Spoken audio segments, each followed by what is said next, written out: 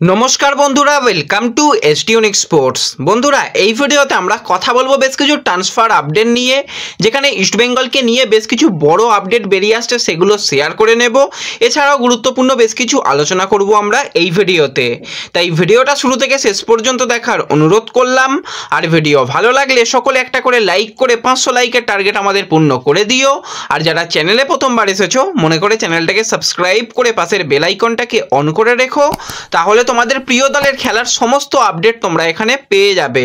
তো চলো আর দেরি না করে ভিডিও শুরু করা যাক। প্রথমেই যদি আমরা একটুখানি ইস্টবেঙ্গলের আপডেট দিয়েই কথা বলি, তো রিলায়েন্স ফাউন্ডেশন ডেভেলপমেন্ট লিগের কিন্তু শেষ ম্যাচটা রয়েছে ইস্টবেঙ্গলের 23শে এপ্রিল সকাল 8টা থেকে ম্যাচ রয়েছে দিল্লি এফসির সঙ্গে। আর দিল্লি দলটা কিন্তু সবসময় একটা ভালো দল গঠন করে, তারা বেশ কিছু ভালো ফুটবলারদের তৈরি করে।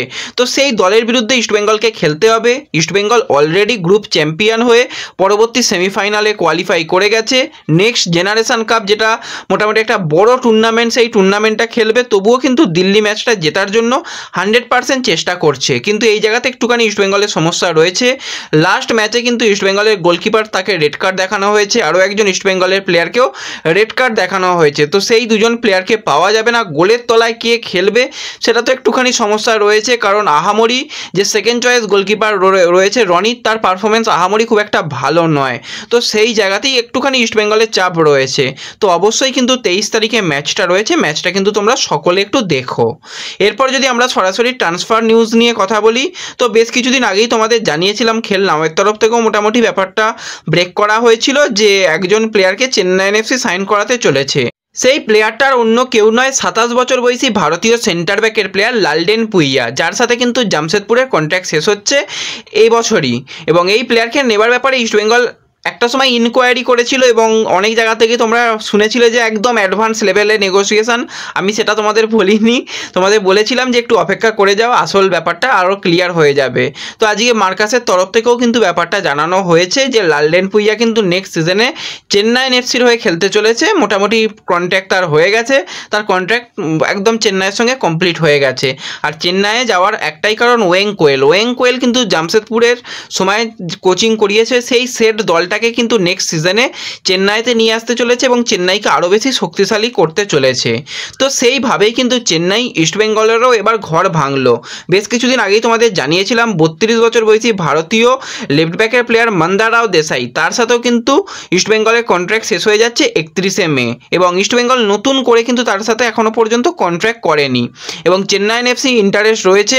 তো চেন্নাই এফসির সঙ্গে কিন্তু এক প্রকার কথাবার্তা শুরু হয়েছিল, আর মার্কাসের তরফ থেকে সেই ব্যাপারটা মোটামুটি জানা যাচ্ছে যে কথাবার্তা মোটামুটি প্রায় চূড়ান্ত বলতেই পারো, কারণ ফ্রি প্লেয়ার হয়ে যাচ্ছে। নেক্সট সিজনে কিন্তু আমরা মন্দারাও দেশাইকে চেন্নাইয়ের জার্সি গায়ে দেখতে পাবো। এবার দেখো, এই যে চেন্নাইয়ের জার্সি গায়ে দেখতে পাবো মন্দারকে, সেটা চেন্নাইয়ের জন্য হয়তো ভালো হয়ে যাবে, ইস্টবেঙ্গলের জন্য খারাপ। অবশ্যই বলবো যে মন্দারের এই সিজনে আহামরি পারফরমেন্স কিছু ছিল না, কারণ ইনজুরি তাকে প্রচণ্ড পরিমাণে ভুগতে হয়েছে। কিন্তু মন্দার যে এক্সপিরিয়েন্সটা নিয়ে আসে, সেই এক্সপিরিয়েন্স প্লেয়ারের কিন্তু ইস্টবেঙ্গলের পরবর্তী সিজনে প্রচণ্ড পরিমাণে অভাব হবে। ইস্টবেঙ্গল একদম ইয়াং ব্রিগেড একটা তৈরি করছে নেক্সট সিজনের জন্য, যতটুকু বুঝতে পারছি কিছু এক্সপিরিয়েন্স প্লেয়ার দরকার, তা না হলে কিন্তু দলটাকে লিড করতে একটু সমস্যা হতে পারে। তো এই যে মন্দারকে ছেড়ে দেওয়াটা একটা বোকামি হলো, এটুকু বুঝতে পারছি। তো যাই হোক, এরপরে যদি আমরা একটুখানি চেন্নাইয়ের নিয়ে কথা বলি, কারণ চেন্নাইয়েরও ঘর ভাঙবে ইস্টবেঙ্গল, কারণ একজন প্লেয়ারের সঙ্গে কথাবার্তা শুরু হয়েছে।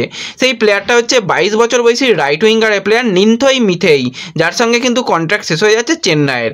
এবার নিনথইয়ের মেন পজিশনই হচ্ছে রাইট মিডফিল্ডার, রাইট উইঙ্গার বা লেফট মিডফিল্ডার, লেফট উইঙ্গার, কোনো সময় কিন্তু সাইড ব্যাক নয়। এবার এই প্লেয়ারকে নিলে যে আহামরি খুব একটা ভালো কিছু ইস্টবেঙ্গলের জন্য সাইনিং সেটা নয়, কারণ ইস্টবেঙ্গলের অলরেডি এত পরিমাণে উইঙ্গার রয়েছে ইস্টবেঙ্গলের কাছে, তারাই কাজ চালিয়ে দিতে পারবে।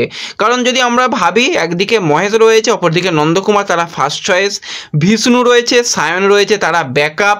এছাড়াও ইস্টবেঙ্গলের কাছে যে সমস্ত প্লেয়ার রয়েছে, আরও বেশ কিছু প্লেয়ারকে ইস্টবেঙ্গল রিজার্ভ টিম থেকে নিচ্ছে, তারাও উইঙ্গারে খেলে দিতে পারে। তো এই সাইনিংটা শুধুমাত্র একটা ব্যাকআপ সাইনিং হিসাবে ভালো সাইনিং, এবং ইয়াং প্লেয়ার, এর সঙ্গেও কিন্তু একটা বড় ডিল ইস্টবেঙ্গল করতে চলেছে।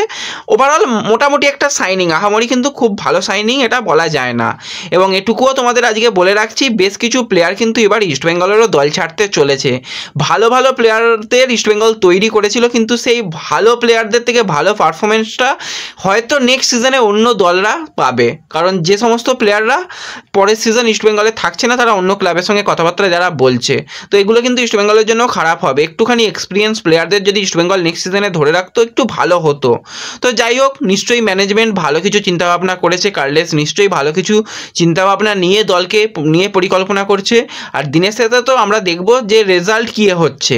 প্লেয়ার আসবে যাবে সে তো থাকবেই, কোনো রকম ব্যাপার নয়, রেজাল্ট কী হচ্ছে সেটাই কিন্তু পরের সিজনে আমরা দেখব। কারণ একটা বছর কোচ সময় পেয়ে গেছে দলকে সেট করার জন্য, মোটামুটি ট্রান্সফার মার্কেটগুলোকেও কাজে লাগাচ্ছে এবং পরের সিজনে আশা করি ইস্টবেঙ্গল ভালো রেজাল্ট দেবে।